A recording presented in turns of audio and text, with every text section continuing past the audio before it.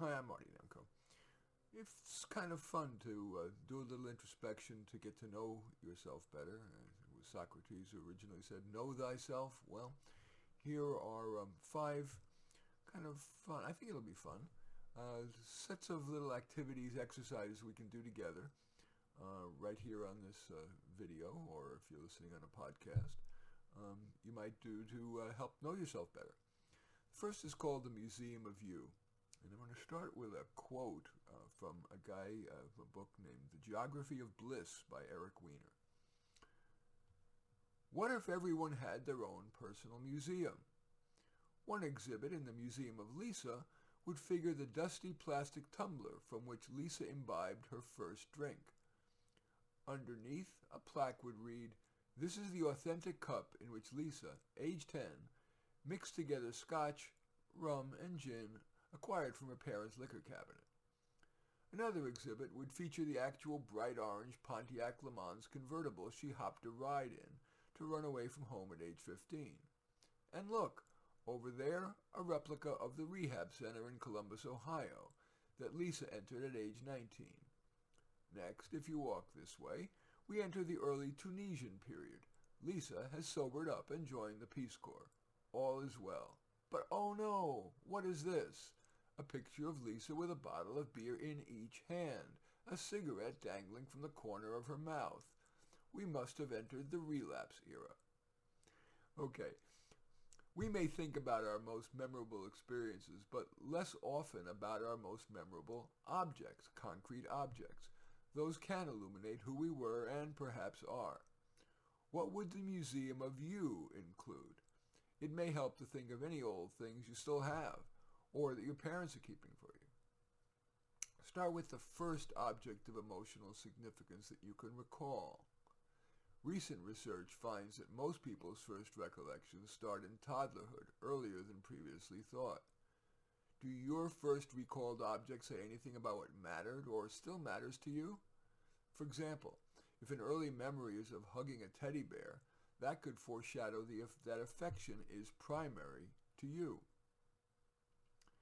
If a person's early memory is of sneaking into the cookie jar after the parents said, "No more cookies," that might hint of an incipient rebellious or even dishonest nature. Now move on to your school years. Maybe you recall a friendship note from a classmate, or a AAA triptych from the family driving vacation in Niagara Falls. My favorite possession was a big hi-fi speaker. It was the first big thing I bought from saving up for my allowance. It signified how important music was to me, and still is. It also presaged that I'm comfortable in delaying gratification. I saved up until I could afford it. Here are some examples from adulthood that might help evoke important items from your life. From young adulthood, maybe it's that tie-dyed t-shirt, basketball uniform, your only A+ on a paper, a picture or a love letter from your college sweetheart, your transcript, your trophy from finishing second in a road rally, a memento from your study abroad program. Some examples from later on: your wedding ring, even if you're divorced, your first offer letter of employment, your best performance review or your worst one, which was a wake-up call, a meaningful thank you letter, the book you chose to reread. One of my favorite possessions is the tiny toy rat that sits at the base of my computer monitor. I had an actual rat that was scurrying around my attic, and I told my client about it. And she returned from a business trip to Beijing, and she brought me that toy rat. I keep it, not just because that was funny, although it was, but because the client liked me enough to search that out for me on her business trip. So, as you look at your Museum of You, do you find any common threads, perhaps that say something about your essence or your aspirations? Now think about what common things you excluded from your Museum of You, those pertaining to travel, family, work, romance, recreation, materialistic items. What does that say about you? And finally, do you want to assemble those items in one place, the items you care about, in one place, an actual Museum of You? Okay, The second activity that I think is fun and perhaps enlightening about who you are is what I call the scale. How does your life measure up? Imagine a scale, like, the kind that have a balance, is one on each side, pan on each side. And you put all the good that you've done in your life on one pan, on one side of that scale, and all the bad on the other pan, on the other side of the scale. Which way would the scales tip, and how far? Do your best to be honest. But before you do that, it might help to hear an example, or see an example. I guess it's here. This is a composite drawn from my clients, my friends, and myself. I'm going to do it chronologically. Start with the good. I was a good student, compliant. I guess that's good. I never ran away from home. I guess that's good. My parents would have freaked. When I graduated college, I didn't take years to, quote, find myself. I recognized I'd be more likely to do that not by seeking gurus, but by starting on what seemed a reasonable path. It was good that I threw myself into my career as a human resources specialist. I dated, but never felt marriage was wise for me, and despite pressure from friends and parents, never felt the urge to be a parent. I think I did more good for the world than for myself by staying child-free. I feel I did good by joining and staying in my church choir. Although I'm not religious, I like to think that we inspired each other as well as our parishioners. I'm glad I concentrated my charity by giving my time and money to one local charity that I knew would use the money well. And even though it wasn't tax deductible, I feel good about having given to a person who hated college, dropped out, but had much potential. I got her a job in my company, and she's done well. In my will, I leave most of my money to that charity and to her. So that's the list of all the good things that this composite person has done. Here is the bad. As a teen, I was a shoplifter, a frequent shoplifter. Looking back, I'm embarrassed. I used too much weed in college. I wonder if it's had a long-term effect on my motivation and memory, and contributed to my gaining weight, which I've never been able to take off. I keep forgiving my lazy sister, indeed enabled her, by continuing to, quote, lend her money and to listen to her endless excuse-making. After a year of frustration with a coworker, I screamed at him. Not only didn't it help, I got a formal reprimand. And there, this composite person's hypothetical conclusion. I think my scale tips well toward the good. The only thing I would change is maybe donate a little more money to the choir. We really could use some cool sheet music and be able to pay the accompanist so we can get someone as inspiring as I think we are. I'm also going to redouble my efforts to avoid that coworker who's still there, lo, these many years later. Okay, now, here are some questions to help you unearth your goods and bads. What's your story? These questions may help. No need to answer all the questions nor to really think hard about them. Generally, if it's important, the answer is going to pop into mind. What were the best and worst things you did as a child, as a teen, as a young adult, as an adult? What have been the best and worst things you've done at work? What have been the best and worst things you've done in relationships? What have been the best and worst things you've done regarding your health, physical and emotional? What have been the best and worst things you've done recreationally? What have been the very best and worst things you've done overall? So now, does your scale of life tilt to the good side or the bad, and how far? What, if anything, do you want to do more of, less of, or differently? The third of these activities that we're doing together here to identify your, tell you more about who you are, to know thyself. And by the way, of course, you can stop and rewind, stop and think about each of these questions, but it's not a good use of your time to have me stop after each one of these questions. Anyway, this activity takes a different approach. It invites you to self-assess in each of 5 areas: what distracts you, what triggers you, what you trigger in others, your habits, and your blind spots. We'll start with distractions. Everyone knows it helps to stay focused, yet all of us get distracted at times, and sometimes that's fine.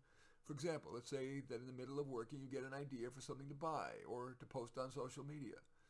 As long as you're able to get back to work after that quick diversion, it's no problem. It is a problem when distractions tend to send you off on a tangent from which you too often can't retrieve yourself. A few examples: a worrisome issue.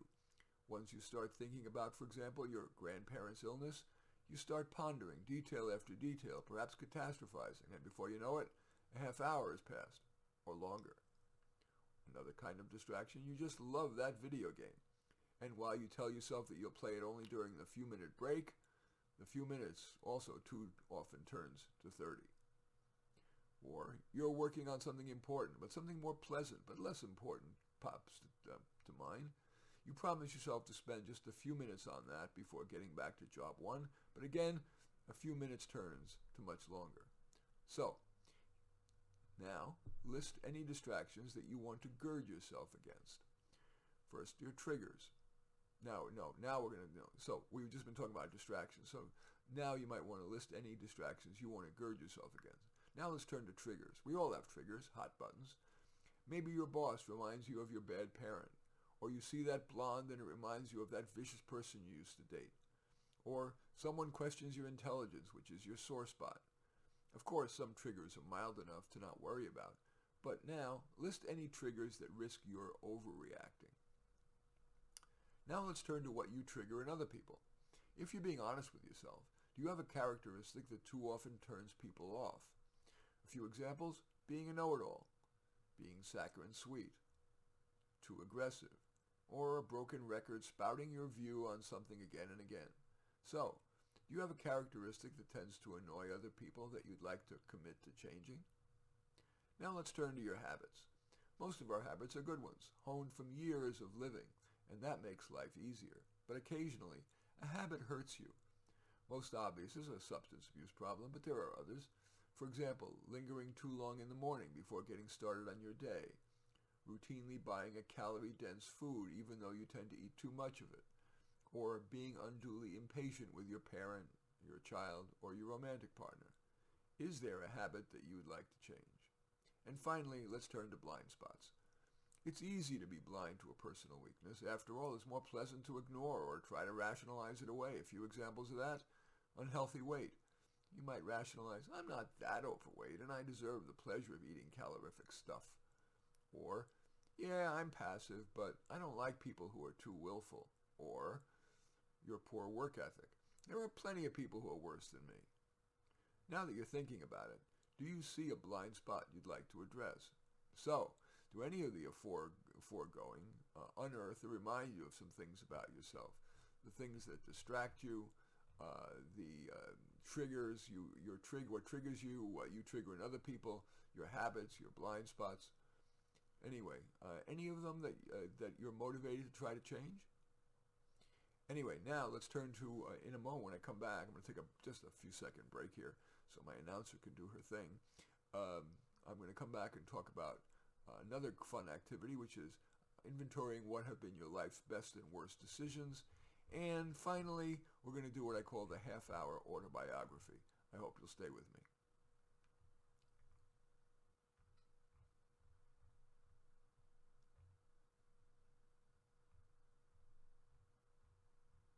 Okay, as promised, now we're doing a bunch of activities here together to try to help understand ourselves better. This one is called What Have You Been Your Life's Best and Worst Decisions? We can learn a lot about what to do next by looking at what we did before. At each life stage, what were your best and worst decisions and lessons learned? And it may help first to, in evoking your ideas, to hear or see a sample. It's a composite drawn from my clients, my friends, and myself. First, regarding childhood, best decision. To be bookish, even though it meant I had few friends. It taught me to realize that I can be more self-contained and still have friends as a small yet significant part of my life. The worst decision I made as a child was to not rebel against getting confirmed. Even at age 13, I was sentient enough to know that there were better uses of my time than going to confirmation class. Lesson learned: question convention. Don't necessarily rebel, but don't necessarily fall in line.